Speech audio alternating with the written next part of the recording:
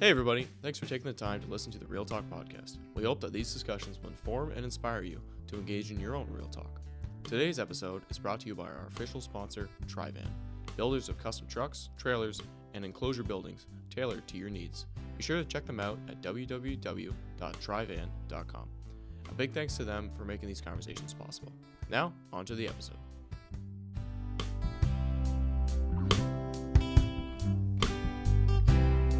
Hello, everybody. Welcome to the Real Talk podcast. This is Lucas coming back at you for another solo episode, but fear not. Tyler and I will get our affairs in order and start co-hosting again in due time. We'll resume, of course, given the distance between us.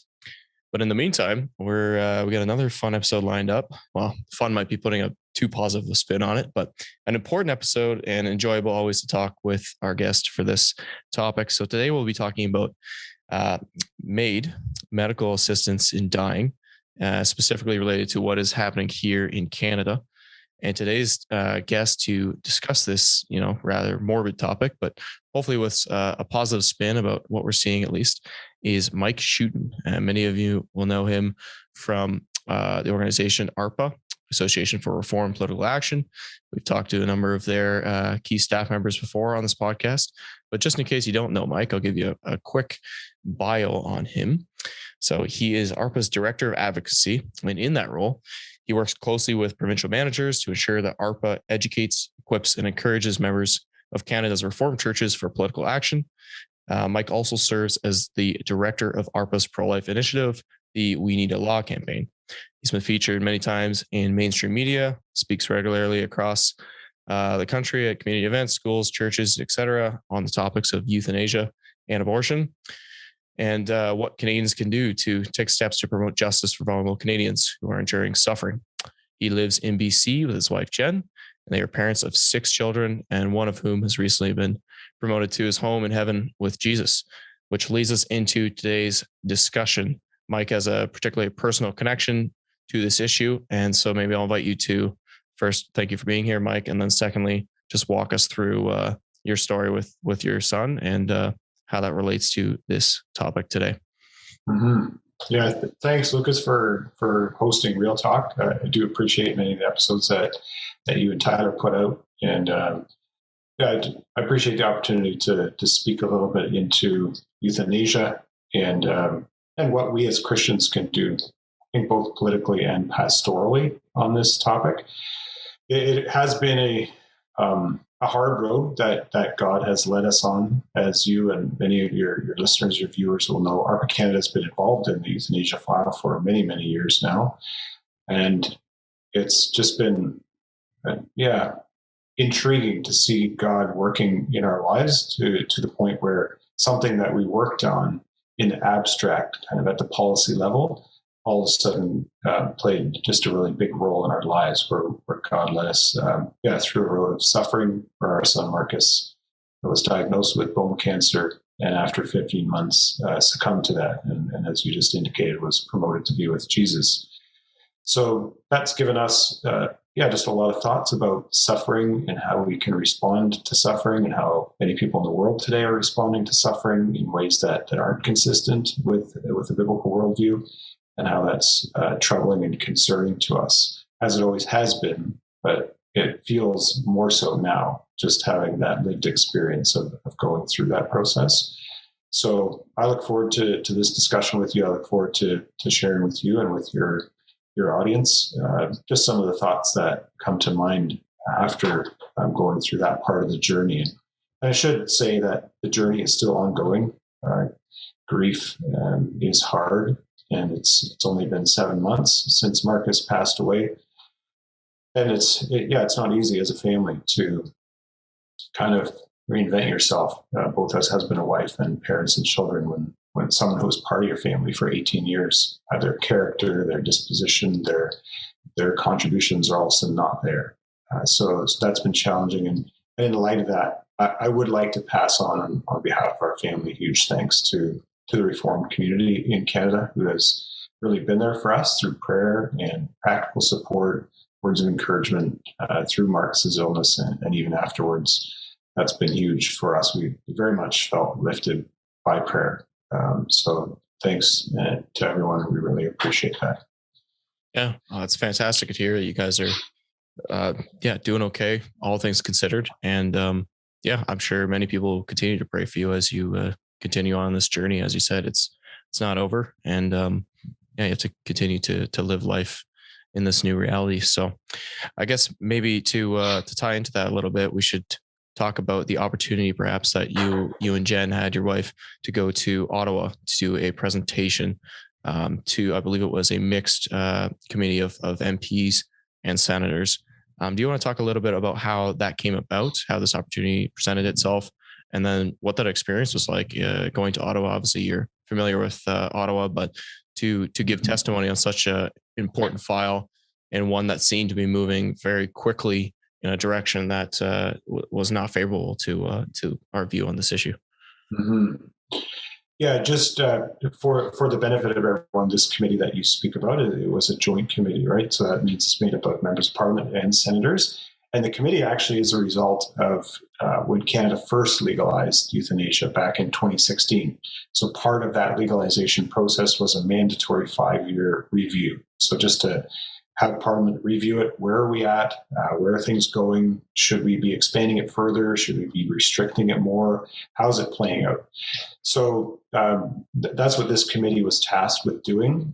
Part of the considerations that were before them was whether or not to expand euthanasia to mature minors or to children who are of the capacity to be able to make that decision upon the determination of a doctor or a medical practitioner.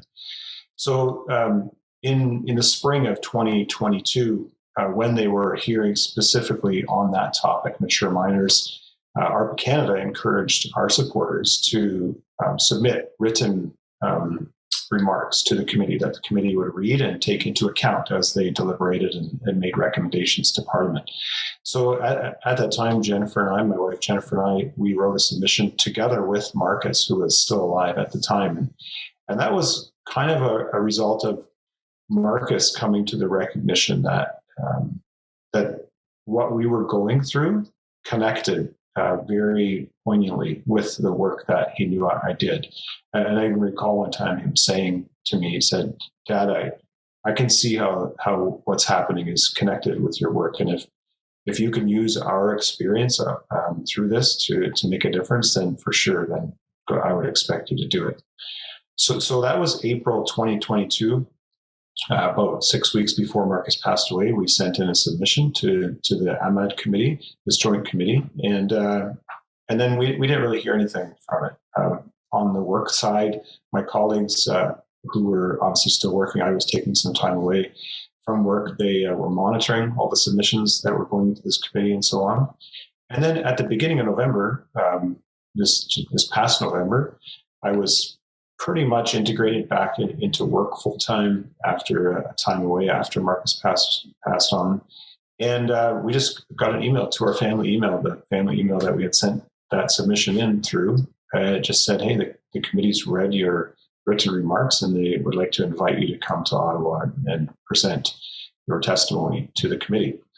So it was kind of one of these opportunities where you don't really want to do that, but it was a door that got open before us that we felt obliged to consider, and pretty quickly came to the decision that we should use this opportunity to share our story and try to present a Christian perspective on suffering and death in our country, and some of the concerns we had with they're considering even expanding it into the realm of mature minors.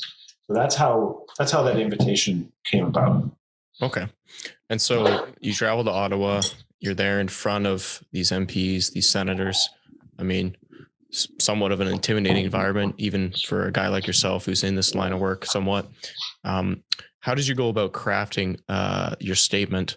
And what was, for those maybe who haven't seen it, what was the gist of that statement? And what tack did you take in arguing this? Because you're put in a tricky position. Obviously, this is not 2016 anymore. Like, euthanasia is very much in place. We're getting further down the road, and this is more about putting, it's probably not the best example, but like putting a stake in the ground, saying like, "Hey, we can't go any farther than this. And it's tricky maybe to argue from that point, but how did you approach crafting an argument and making a pitch for these MPs and for these senators? Mm-hmm. Well, they did give us parameters for sure. So we had to take that into account. So they said it's a joint submission between you and your wife. Together, you get 5 minutes, and you can split that up however you want. And then there will be an opportunity for questions from senators and members of parliament. So one of the first things I did was actually watch some of the recent meetings just to see what kind of tone was at these meetings, what type of questions were coming, how did they frame questions to witnesses who were presenting that were clearly opposed to expanding euthanasia, and how did they frame questions to people who were in favor of expanding euthanasia. So that was certainly helpful. One of the things I noticed, and you'll probably remember this from your time in Ottawa too, is how at committees, that's where a lot of the work gets done of government. It's very collegial. They have to work together. They obviously come from different perspectives, but they need to work together to find solutions for things. So we were nervous more so because it always is a bit unknown when you share a personal story like ours, how that's going to come across. Like, are you going to have enough strength to do it? What kind of emotions are going to come to the fore while you're relaying the story, and so on. So that was more a bit of our trepidation, especially Jennifer, my wife, this is not her thing at all to be involved in politics. So that was some of it. And then as to what we wanted to say, we were pretty intentional about, like, we want to share our story, and then we want to really impress upon the committee insofar as making recommendations. Like, we recommend you not expand. And that was due to some of the work we had done with members of parliament and other people that work in Ottawa who gave us advice and said, if you're presenting there, be sure to make specific recommendations. And that was just because as they go and draft recommendations, they're going to be searching through all the witness statements for who made recommendations, and they're just going to do a Control F recommendations or recommend. So that was good advice that we tried to put into place. And then it was, okay, well, what are we going to recommend? And I think that gets to where you were going as far as, how hard a line do you draw in the sand versus trying to be pragmatic, if you will, and saying, look, this is where we are. This is why we shouldn't expand. And I think we erred more on the side of pragmatic without minimizing the fact that we're principled Christians. This is our worldview. This is where we're coming from. But it was helpful, I think, to come at it from the pragmatic side, just because we were able to share a little bit into how suffering and the request for euthanasia or suicidal desire often is determined by the perspective of people around the person suffering.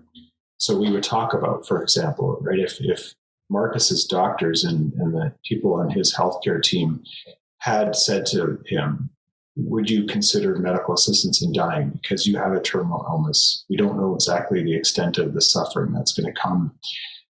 He would have heard then, oh, you're giving up on me. And that would have been very, very, it would have had a negative impact on him and our family for sure.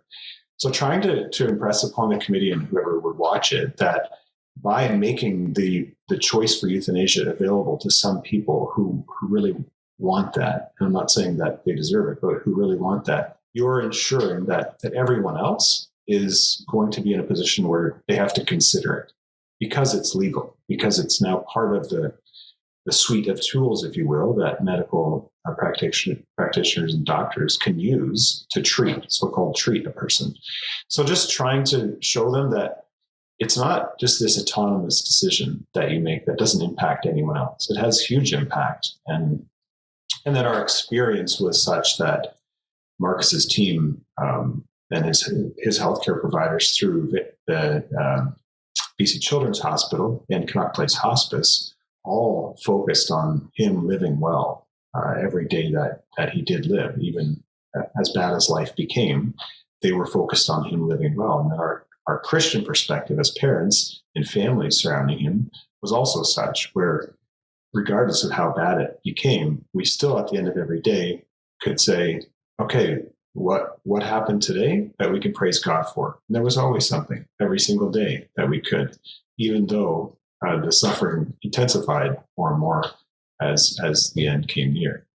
So, yeah, there was quite a bit of thought put into how to present this to the committee.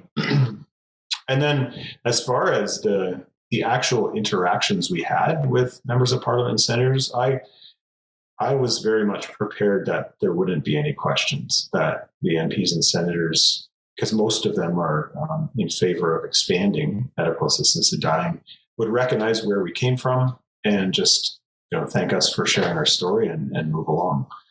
But the questions did come. There were lots of them. I think 10 in total, 10 different times we had opportunity to interact. And that was, I think, just a gift from God to be able to share time and again a similar message in different ways as we interacted with those questions. So we received good feedback from even the senators and MPs who didn't agree with us. In the meeting, like afterwards, we touched base with some of them while we were still there. And then the next week, we emailed them all and just thanked them for the opportunity to present there and wish them strength and blessing as they deliberated. And most of them responded to us and were very gracious and appreciated our perspective. It was one, I think, that the committee hadn't heard from before, if at all. So, Were the kind of questions you got more on the pragmatic policy front, or were you able to kind of peel back a layer, and did you, like, this might be a stretch, but were there any worldview questions kind of thrown at you? Like, for example, why do you think life matters? Or were they digging any deeper, or was it just more pragmatic policy type questions? It was more so on the policy side, but worldview was very much at play. Yeah. Especially my wife had really noticed that. She said you could just feel the clash of worldviews. And in a sense, it was a little bit frustrating because they're coming at the topic, at this discussion from such a different place than we are, that they can't see it. And I think as Christians, we would understand that. Like, if the Spirit is not working that in you, you're not going to see it. But on the policy side, I think for me, what was most disappointing was that they would try to get us to agree that in some instances, euthanasia for children should be allowed. And they were really pushing us to just agree that it was okay in some instances. And of course, we didn't want to do that. But again, here to what I had viewed of the committee's work beforehand,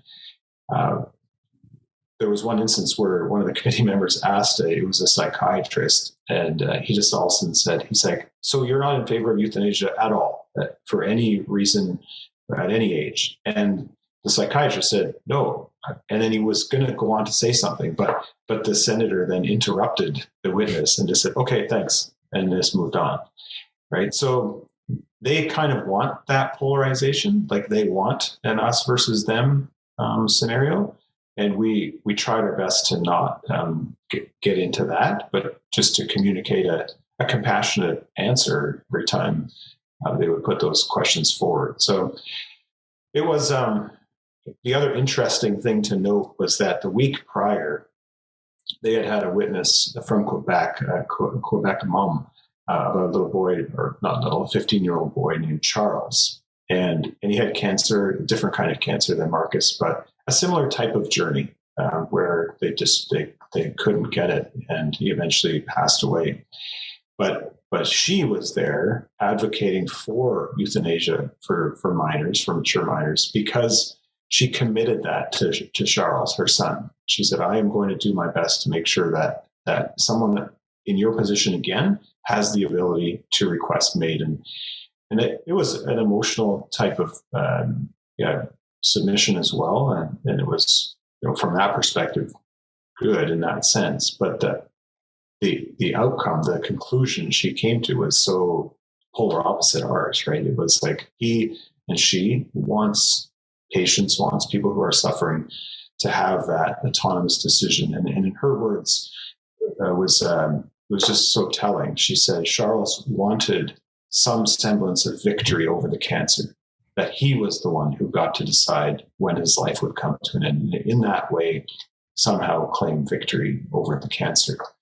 So, yeah, when you're conversing with people and relating to people that really have no concept of a sovereign God who, in his providence, puts certain things on certain people's paths, and they're responsible for how they respond to them. Like, they don't have any of that concept. So it's hard to relate. But I think on the level of just human suffering and how we as humans need to reach out and support each other when we're suffering, I think that, I hope and pray that our story impacted them as they're deliberating right now. So that's got to be such a challenge for MPs and senators. I mean, if they're, of course, they all have their own worldviews, but to get an emotional testimony from one side of the spectrum, and then also to get the testimony that you and Jenn shared as well, that's, if they're not, if they don't have a properly grounded worldview, it's got to be so hard to decipher that. Not to complete devil's advocate, but if you were to put yourselves in their shoes without the guardrails and without the worldview that we have, I could see where that would be a challenge for them. Did you find that it was, at least, and this is kind of my read, following it more as a layperson, not as involved obviously as yourself, but it seems to be that their ultimate value, if our ultimate value is the sanctity of life and the importance of every person as created in the image of God, theirs seems to be the sanctity of human choice. And that's kind of what it seems to all revolve around. Is that right? Or am I missing something there? Yeah, I think that's behind that desire for autonomy, to the extent that even your final breath is determined by you. Like, you're the one who gets to determine when that is, on your conditions in your time, etc. Yeah. I think very much so. And I did, in our testimony, we did try to speak into that, in the sense of, there is something incredibly liberating about not knowing when that exact moment is, because it allowed us and Markus to just live one day at a time. And as the days got shorter, 1 hour at a time. And that was liberating, because so we've talked about it as family so often, actually, when we look back at the pictures of Markus's last month and last week's, and you see the dates when the picture was taken, and how at that time that picture was taken, we had no idea that Markus would pass away within 2 weeks, or within 1 week, or within 2 days. And because we didn't know, we could just live to the glory of God each moment of each day. And if somebody would have said to us 2 weeks before, oh, Markus is going to pass away 2 weeks from now, how much anxiety that would have brought, in the sense of, oh, okay, you have 2 weeks to live. What are you going to do? What should you not do? What should you do? Who should come visit? Who shouldn't come visit? All of that kind of stuff. Whereas we didn't have to think about that, because it was in God's timing when he would go. And then that was very moving, I think, in our experience, in the sense of, when we were at the hospice, we were only there for 3 days. And at the end of the first day, the Friday, Markus thought he was going to go. Like, we all thought he was going to go. And then on that Saturday morning, he was still with us. So I asked him then, I said, Markus, do you want your friends to come? And should we invite Grandma and Grandpa to come and say goodbye and open Oma?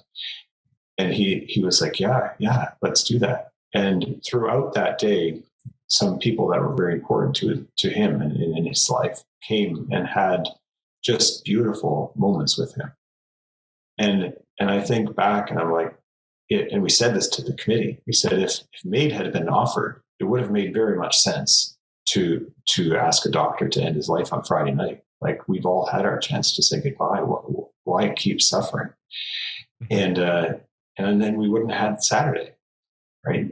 Just a wonderful day with family and friends, making memories, having just great closure this side of eternity. And then Markus going on the Sunday afternoon. So I've had people interact with me afterwards who watched it, who are agnostic, not Christian, maybe grew up Christian but have walked away or indifferent to it, and that really spoke to them. aspect of one more day, right? I do some relations with the Terry Fox Foundation, and you and your listeners will know that name, Terry Fox, and he had such a will to live and to keep moving on. To one of the slogans they always have is never give up. And people associated with that organization contacted me and they said, "Wow, that was incredible! Like one more day, like that." That's exactly how people think of Terry Fox. Not somebody that anybody gave up on. He didn't certainly give up on life himself. So just trying in those ways to speak to people at a level that they start to recognize some of the problems with how, in Canada specifically, we're starting to more and more respond to suffering. And that's by just end your life. Like, why not? It's easy, right? It's on your own terms. But that's not how God has created us, and we would be against euthanasia because God is the author of life and it's in his timing.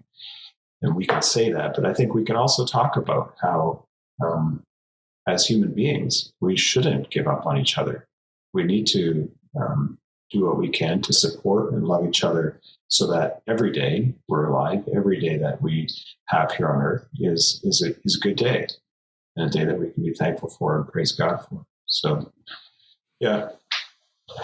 Yeah, no, that's a great perspective. I can see how that would convince people too. I was legitimately just getting goosebumps hearing you talk about that. So it's inspiring, and I think it's a good pitch even for secular fellow neighbors and Canadians to take each day one step at a time and to enjoy it and to relish it. And then obviously as Christians, knowing who's gives us time and who controls our lives. Okay, so maybe we'll shift gears here a little bit to talk about the history of MAiD, kind of how we got to where we are here in 2023. So this actually kind of goes back to when I was kicking around in Ottawa, 2016, 2017. Do you want to go through a couple of key pieces of legislation? It kind of starts really with when Trudeau got in office. Just lay out a few of the highlights for how we got here. Mm-hmm. Yeah. It was actually just before the 2015 election when Justin Trudeau and the Liberals won. So it was earlier that year when the court struck Canada's euthanasia laws down, declaring them as unconstitutional. There was a time period between that court decision and the election where we were looking to the Conservatives, who were still in power at the time, to put forward a bill, put forward something that would address this court decision. In fact, ARPA Canada worked hard on what we called the third option, which was an option that would still ensure that euthanasia was illegal according to the criminal code, but the law was drafted in a way that was constitutional and ought to have fit with the Supreme Court decision. But anyway, I think it's also good to remind ourselves that this didn't just start in 2015 with the court decision. Like people have been advocating in Canada all the way back to the days of Sven Robinson, even for the legalization of euthanasia, and people's, like, we think of the Sue Rodriguez case in this 1993. So this goes back quite a ways. But anyway, more recently, like you said, when you were in Ottawa, and you and I would meet there quite often. So 2016, the Liberals are in power. They drafted a new law, which the Supreme Court said they instructed Parliament to draft a new law that was constitutional within a year, and they did that. And that was Bill C-14. So that allowed euthanasia for people with like irremediable conditions, people who are very near the end of their life, and death was imminent, or for whom death was imminent. And very quickly, euthanasia advocates started agitating for more. They wanted the legislation relaxed. There was a court case in 2020 in Quebec. It's often referred to just simply as the Truchon decision, where the law that had just been passed in 2016 was parts of it were deemed unconstitutional. And rather than challenging that, which in Canada, that's what can happen, the government who had just passed that law 4 years prior could have challenged it or appealed the decision. They didn't. They chose not to, which showed us where Liberals were at the time. They were very much open to expanding euthanasia. So instead of appealing that decision, they decided to introduce new legislation that would address what that lower court judge had ruled as unconstitutional. And that gave us Bill C-7. So that bill was passed in 2021. In fact, almost exactly 2 years ago, March 2021, that bill was passed, and that opened up euthanasia for far more Canadians, including Canadians who were not near the end of their life and dying. So very concerning. Perhaps what's most concerning about that bill, and that's what many of your listeners would recognize, is that there was a provision put in it for allowing euthanasia for people with mental illness as the sole underlying condition. So somebody with mental illness. But the problem is, or not the problem, the proviso they put in was that they said that part of the law is not going to kick in for 2 years.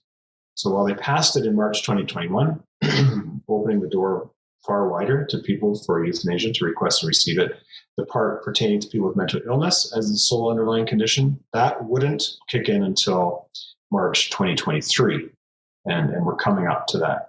So that was called a sunset clause, and that sunset clause would be removed in 2023, and then people could request to receive euthanasia just on the basis of mental illness.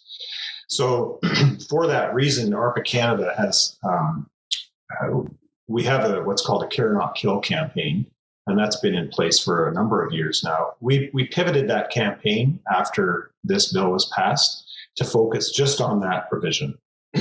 So just focusing on that. And that really has resonated with Canadians, whether they're faith-based Canadians or just Canadians at large are concerned that people with mental illness will be able to avail themselves of euthanasia as of March 2023. So that's where we're at in Canada today. We should also note probably that just prior to Christmas, so a number of weeks ago, the Liberal government indicated that they were going to delay this sunset clause. That's as a result of the pushback coming from both within Canada and outside Canada. The international community is also quite concerned about where we're headed. And David Lametti, the Justice Minister, indicated then that there would be a delay. We don't have a clue what that's going to look like. So as an organization right now, we're still moving forward with March 2023 as the deadline, because unless an act of parliament is introduced and passed that changes that, that's the lay of the land right now.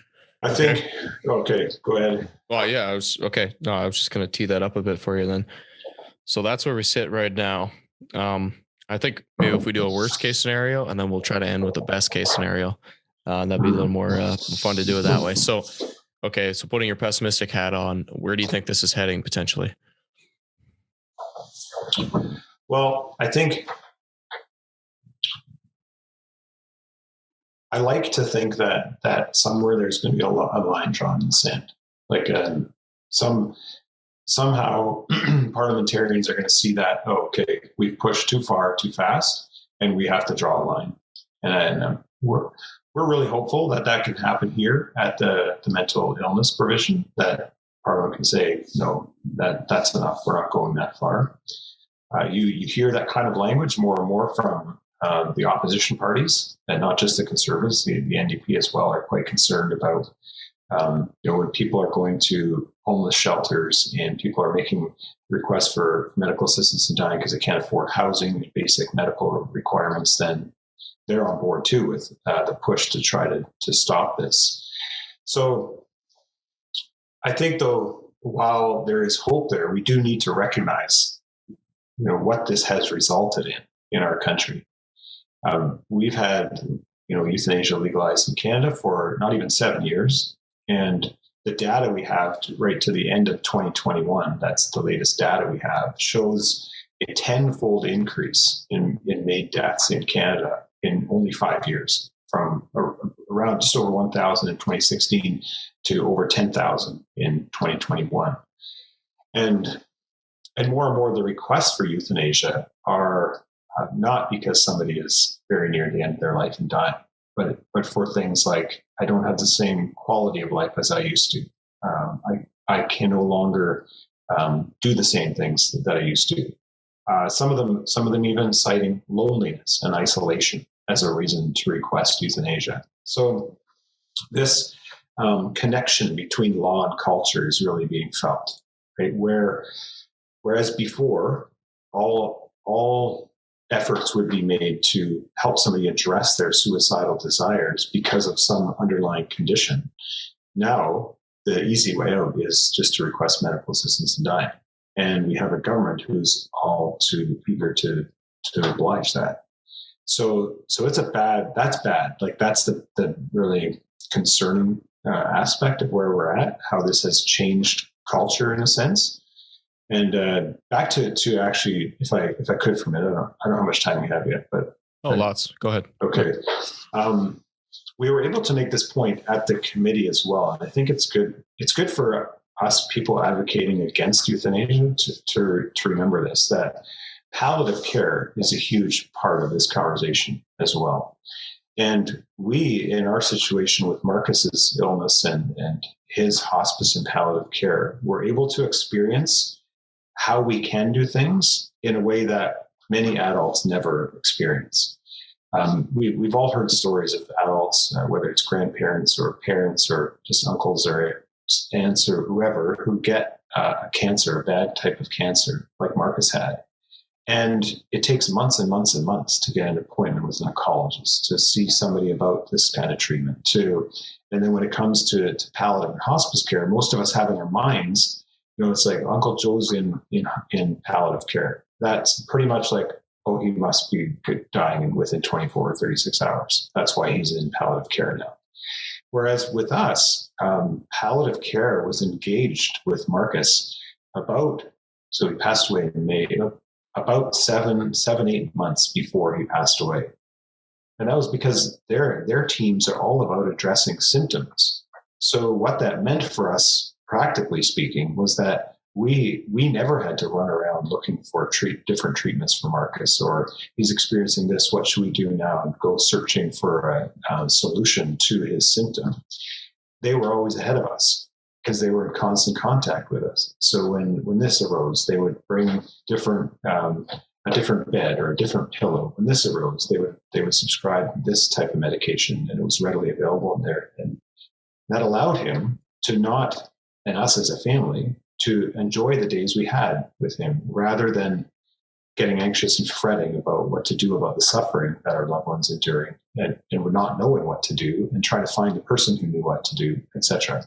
So palliative care, as it is playing out in Canada for children, is kind of where we need to go when it comes to adults as well.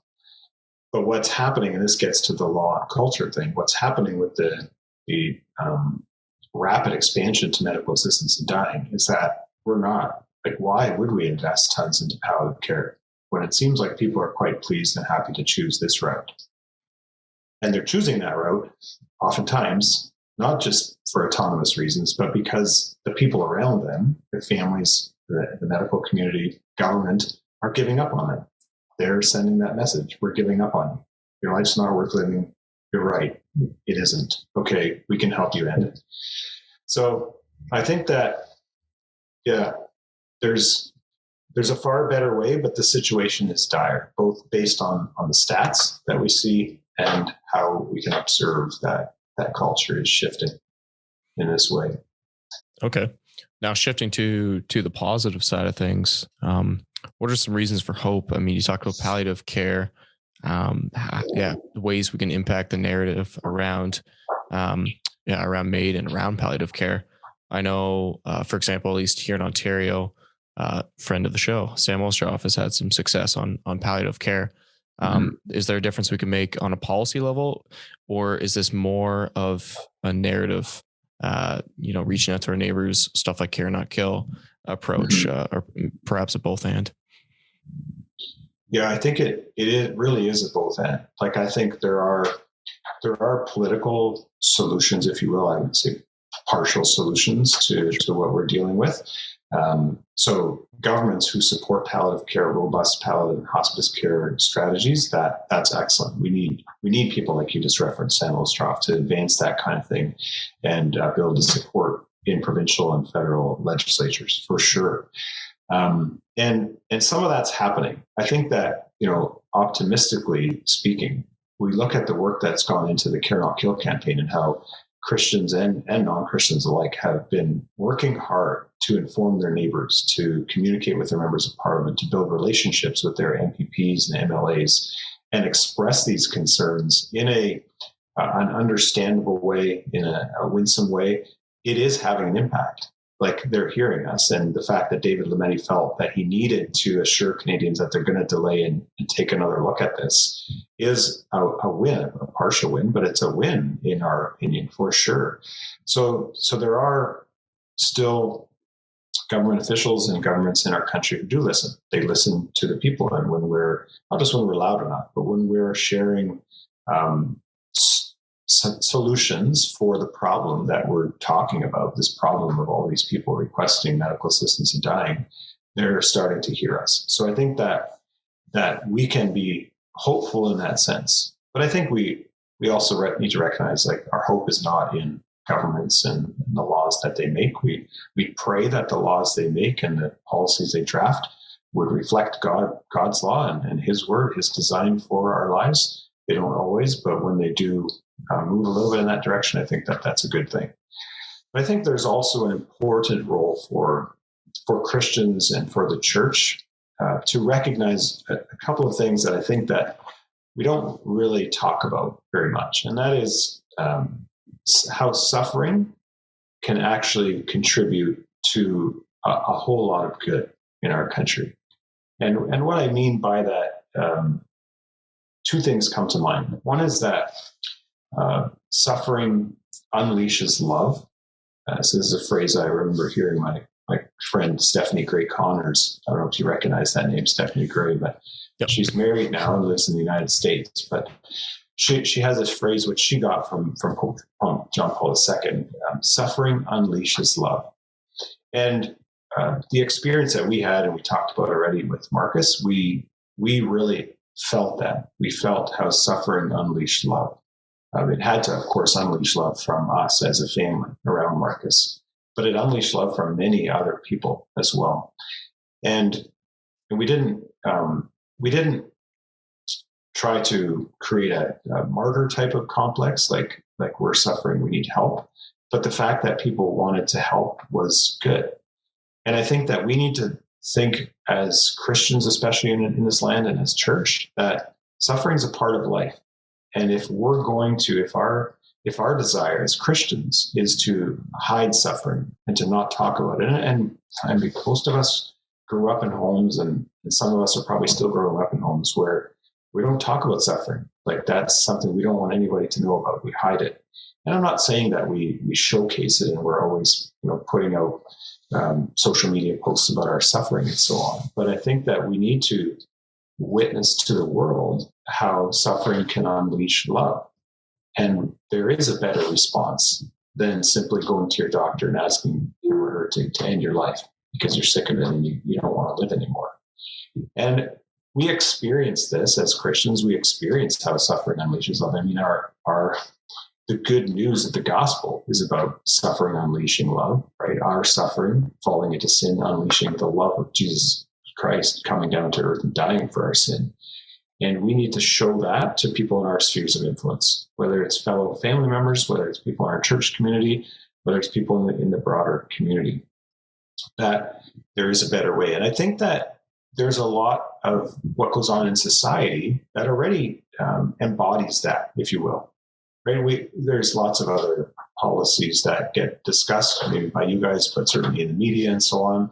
You think of homelessness, you think of addictions issues.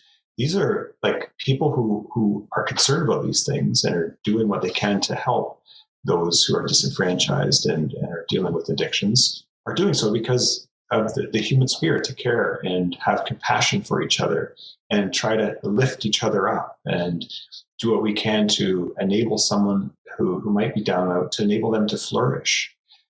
We don't give in to that suffering, right? We don't give in to that despair and say, oh, you're right, your life does suck.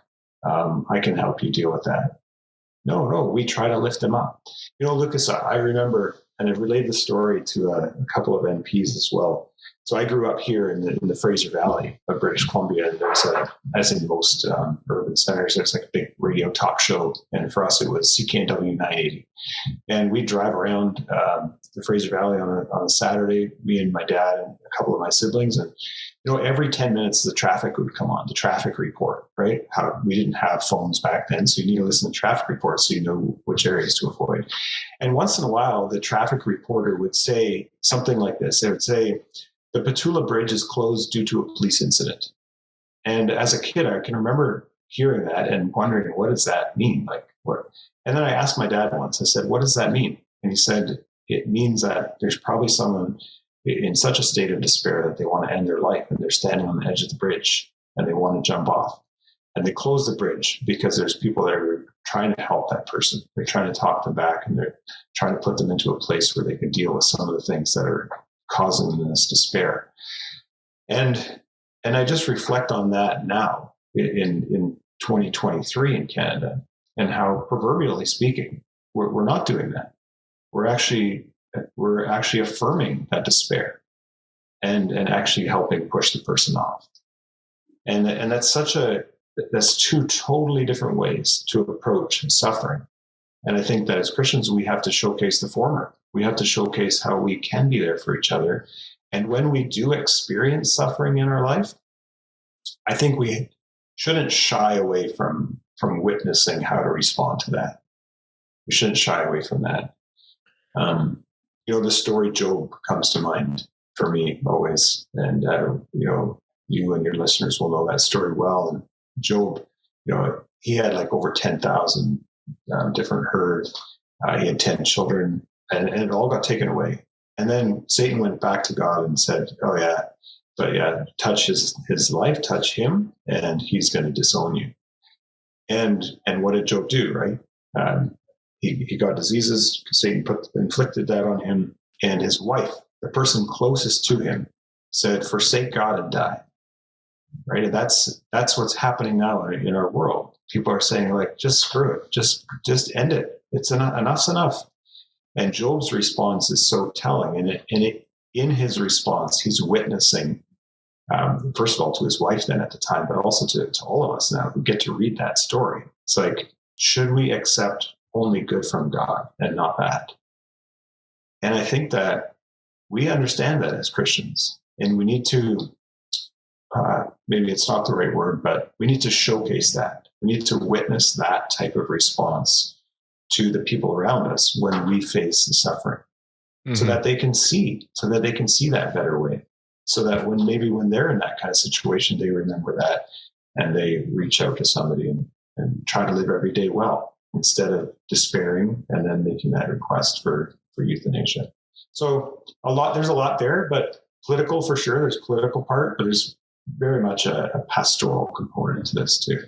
Yeah, 100%. Well, and that's where it starts, right? It's sure politics is there, but it's definitely downstream of our culture and just the day-to-day witnessing to each of those around us. And if we show that joy in suffering, as you talked about, that is a powerful witness. And I think that will actually go a longer way than we might think to helping this issue and helping turn the tide. Because yeah, as you say, it's very strange dichotomy we have where still today, like you definitely do hear about it. Like they'll shut down the Skyway Bridge here locally or whatever because someone will be on it. And I saw a story the other day about a couple hockey players who were going across one of these bridges and somebody was trying to jump and they pulled aside and they ended up talking them off a ledge. And there was a whole article praising them for doing that.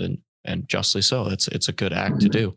So I think, yeah, is that part of, I guess, ARPA's strategy? And maybe you could go into some of the tools that ARPA has to help everyday folks to help fight against this legislation, to help talk to our neighbors, to witness to them.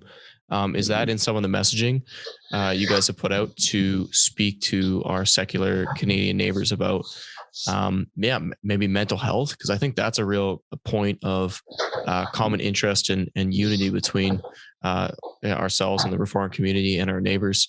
Everybody cares about it. It's a big issue. Generally, the message is typically on mental health, especially in January here in this month where we're recording this. You have Bell Let's Talk Day coming up. Everybody wants to support those who are having a tough time and to end the stigma and to talk about these important issues. And the message behind that is like, you're never alone. It's never that bad. I think there could be some real unity on that. Is that something you guys have considered? And is that part of your messaging or part of your talking points that you're putting out? Mm-hmm. It is probably not to the extent maybe that you're thinking of. Just in your question, I can see how there's a lot more points of contact that could be made in collaboration, if you will, with other organizations. We haven't done that, maybe because we're not sure how those other organizations would respond if they wanted to work together. And because we recognize that ARPA Canada is not an organization set up to help people with mental illness. That's way outside of our specialty, if you will. But where we have included it is in that what you referenced, the Care Not Kill campaign. I mean, the Care Not Kill campaign, the first slogan we had before we pivoted to focusing specifically on mental illness was, we need to work hard to ensure that suicide is prevented in Canada, not assisted. So drawing that contrast between prevention and assistance. And that's still part of the messaging, but then now we're trying to make it specific to people with mental illness. And you referenced Bell Let's Talk Day. I think that's something that most Canadians, they recognize that right away, and that's coming up in a couple of weeks. And that's the contrast, that gap, that dissonance that's between what we've done in our country as far as making progress on helping people with mental illness, and then at the same time now on the verge of making suicide actually legal, and the state will be complicit in it for people who desire that. So how do you hold those two positions, right? Where we've made so much progress, positive progress on encouraging people to reach out, talk to someone, don't jump off the bridge like the story you just relayed, and that's so encouraging. But then on the other hand, we are allowing them to do that and condoning it should they want to. So that's I think where we're at when it comes to the delay, and why so many Canadians have been speaking out saying, whoa, what are we doing here? Like, people who are even there in favor of medical assistance in dying, if they envision themselves 85 years old and dying of cancer in a bed, they're like, yeah, I want that for sure. But when you talk to them about their child with schizophrenia and maybe who has attempted suicide, and now they're going to just be able to go to their doctor and get them to sign off and actually do it, and you'll get a call that your son or daughter has passed away because they requested MAiD. Then they're concerned. They're like, whoa, no, that's not how we should be living in our country. So that's what we're trying to build on through the Care Not Kill campaign, just getting people to talk to their neighbors, to their MPs, to wherever this conversation comes up, and expressing themselves that way, and hopefully getting enough people on board to say, yeah, we're going to support the government in holding the line, or whoever in government wants to initiate that as a policy. Yeah. For sure. Okay. Well, I guess maybe looking forward to the spring and this March deadline. I think you referenced it earlier. You guys are essentially just planning on it not changing, because it would take an act of parliament at this point to adjust that.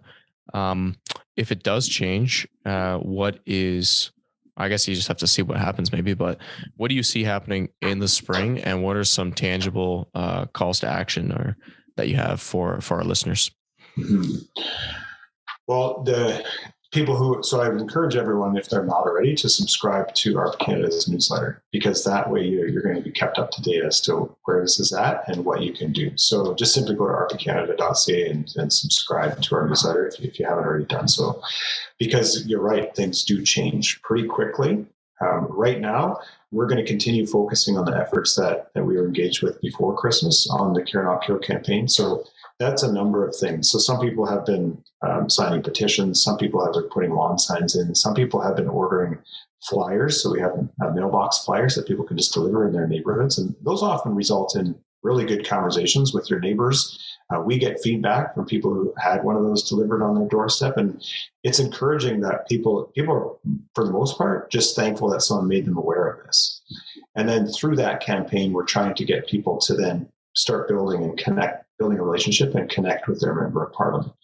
So that's what's been going on. And I want to encourage people that is bearing fruit. And also that if the March deadline comes and goes without any change in policy, that we need to continue with that message, because if that deadline comes and no policy change is made by that deadline, that doesn't mean we have nothing to do. That doesn't mean all hope is lost. We can continue working with members of parliament who want to make a change and might introduce a private member's bill, or say there's a change in government and a new government says we're actually going to address that. Now we've heard the people. So don't think that if that deadline comes and goes, all your work is for naught. It definitely is still going to bear fruit, God willing, of course, into the future. So keep building those relationships with your members of parliament. Keep up with this messaging for sure. Okay. I saw a video, I believe you actually may have shared it on your Facebook page there, about Palliative, the conservative leader, essentially using what seems to be some of ARPA'S talking points on this issue. If the Liberals don't end up changing their minds or backing down on this, are you optimistic that should we see a change in government, there may be some action on this file from the Conservatives? Well, I mean, you've been in politics and you know that nothing's a certainty. But I would say that, and that's why I felt compelled to share that video, which was basically a snippet from a year-end video that Pierre Palliative had done for one of the news outlets. And it was so encouraging because he was talking about it from a policy level, but he was also talking about it from some of the similar positions that you and I have just been discussing. Like we can and have shown that we can do better than just giving into that despair. When someone needs help, we need to provide ways to address the suffering, the symptoms they have, not just do away with the sufferer. So that was encouraging. The other good takeaway I think we can have from that is that should Pierre Palliative and the Conservatives form government at some point, they're right now building a nice platform with which to build some policy from themselves on this. So it's the first time in a long time that we've seen Conservatives not just duck, bob, and weave from a social issue, but actually tackle it head on and have their talking points resonate with Canadians and show that really that compassionate side that I think Conservatives need to show, and ultimately what is conservative and Christian in our country. Mm-hmm. Yeah, that is optimistic. That's not what I've ever really seen in my lifetime as a younger guy, for sure. So we'll see, I suppose, where that goes. Yeah, this has flown by. This has been a lot of fun and pretty informative.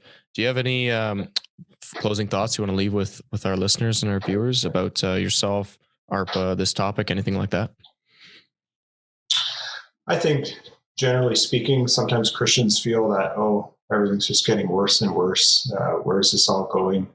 I tend to have a more optimistic view of things. I think God has given us a lot of opportunities still in our country to share His truth, to shine His light, whether it's into the political realm or into the realm of our neighborhoods and suburbs where we live. And I just want to encourage people to focus on that. God is the one who's sovereign. He's in control. And God hasn't called us as individuals to fix every problem, especially problems that are so far beyond our realm of doing anything. And if we just focus on that and allow ourselves to come to a state of despair because of that, then what good is it?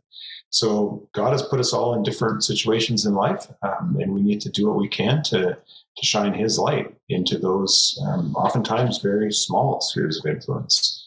And that's what can give us hope that we're doing what God has called us to do, and we're allowing our sovereign God to continue deciding where our country's going, where Justin Trudeau's going, where Pierre Palliative is going. Like, God is the one who's going to decide those things. Let's use the time, the energies, the resources that God has blessed us with to bless others and to speak truth into the political realm. Well said.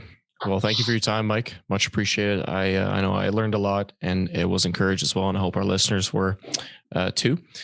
Please let us know, obviously, listeners and viewers, what your thoughts were on this episode, and looking forward to your feedback on that file. But until next time, keep having a real talk.